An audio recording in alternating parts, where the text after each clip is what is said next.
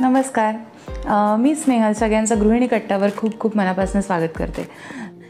आजचा व्हिडिओ हा अनबॉक्सिंगचा व्हिडिओ आहे. यात मी एक मिशोमध्ये पनीर मेकर ऑर्डर केलं होतं.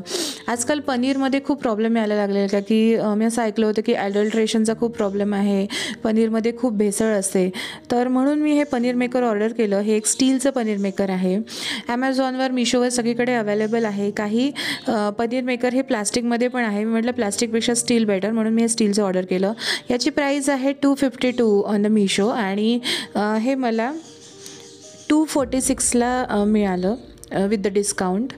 तर अनबॉक्सिंग करूया. ओपन केल्यावर आपल्याला एक दिसतं आहे की एक असं स्टीलचं भांडं आहे विथ होल्स आणि त्याचं जे बेस आहे ते निघतं. त्याला बेस अटॅच करायचं, त्याला होल्स आहेत.